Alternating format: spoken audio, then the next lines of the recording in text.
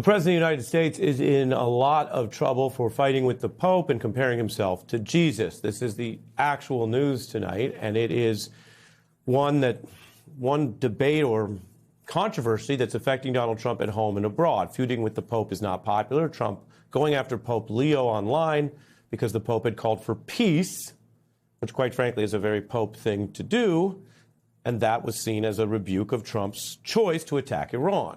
Moments later, he posted an AI-generated image that you see right here. We don't often show all of the things that Trump posts on Truth Social, but I want to make sure you see this with your own eyes so you can make sense of it. There are all these sort of AI propaganda visuals that go out, and people have different views about their role or efficacy. But from a religious viewpoint, this was deeply offensive to many people in our country and around the world. This is what, to many Christians, is seen as total blasphemy. And Donald Trump posted it. Obviously, he had his own reasons for that. But we've seen a lot of prominent individuals, including in MAGA, describe this as reprehensible, saying it's blasphemy, that faith is no prop, that it crosses the line. One longtime Trump ally posting, "God will not be mocked online." And as I mentioned earlier in our coverage, we hear a lot of things from Trump and his allies that aren't really true. They just continue this sort of spin. And one of them, I'm sure you've heard a lot as well, he doesn't back down, he doesn't apologize. That's not true. He backs down when he is attacked or confronted in a consistent way, and especially by other people who don't back down. Some liken that to the approach you need for bullies. And so while Trump has been all over the place on these issues, I mentioned his Praise Allah post as well, he deleted this post. He might not want you to know that, but we showed you the post. It's no longer on Truth Social. He deleted it. Then later, facing the cameras, he went after the Pope again. I'm not a big fan of Pope Leo. He's a man that doesn't think that we should be toying with a country that wants a nuclear weapon so they can blow up the world. I'm not a fan of Pope Leo. And that brings us to, again, a strange chapter in a region where the United States has all sorts of religious sensitivities, and past presidents have made a point to try to be respectful and serious about all of the different world religions that are involved in the Middle East.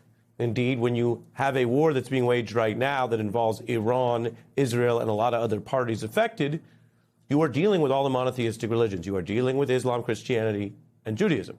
And so for the United States, it is a net negative to be seen as mocking or playing with the idea of Allah, which the president did during this war on Easter Sunday, or attacking the Pope, which doesn't fit into any discernible strategy other than perhaps, as mentioned, a kind of erratic anger that the president can't withhold. Here was Pope Leo's response. Blessed are the peacemakers.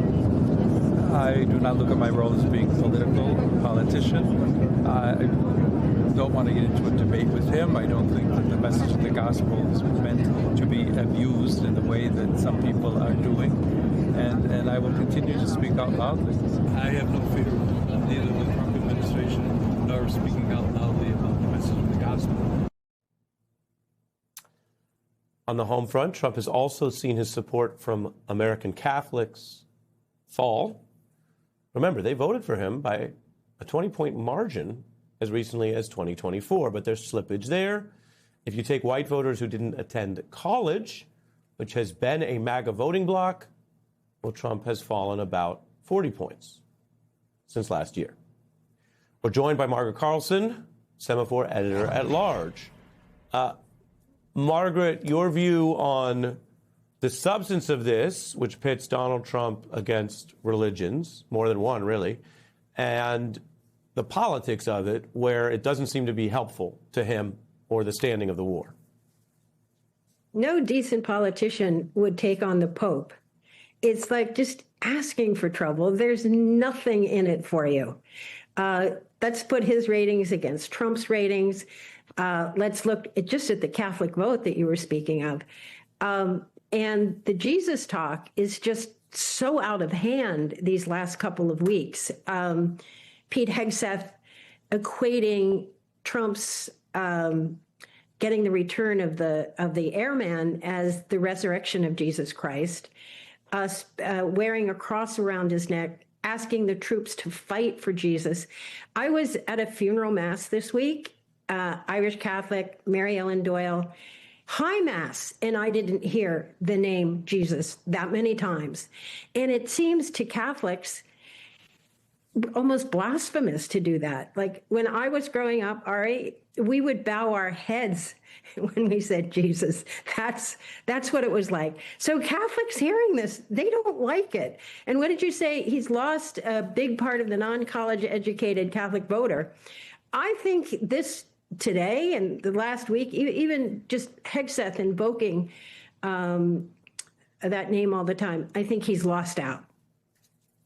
I'm not even that good at Catholic, and I'm offended. Well, there you go. And your spirituality and religious choices will never be evaluated on the beat. So I'm sure you're pretty good at anything, but we don't even do that around here. So But Margaret, the other piece is obviously is the president in decline, increasingly unwell. People who watch this program know I really try to follow the evidence. So for folks who felt that was kind of a thing to maybe muse or ask about in years prior, we didn't leap towards that absent evidence. Now you're seeing a much more what we might call evidence-driven or mainstream discussion of it because, people say this term sane washing or trying to clean up for somebody. When I read the Praise Allah post, there was no way to put it in a context. I've heard some defenses by the Trump allies. None of them make any sense. If we were in court and saying, okay, is this admissible evidence? It doesn't make sense. It felt much more like something was slipping. The Times has a story new today. Trump's erratic behavior and extreme comments, including what we're discussing, revive mental health debate. Former allies questioning whether he's grown increasingly unbalanced. Some say he's being like a lunatic or, quote, clearly insane. Others say, and this might be hard for people who've been longtime Trump critics to admit, but they say what was a little on the edge, a little wacky, charming 8 years ago, whatever, in their view, now looks like something else. Where does that fit into these remarks and attacks, some of which he's had to delete? I think that he's been doing this for a while, Ari. It's in the context of war that it looks so much more erratic and so out of touch and so swinging from one extreme to another. He's going to annihilate the Iranians in 1 minute, and then he's like shrugging his shoulders about what he's going to do and what it means, and like he could walk away from it.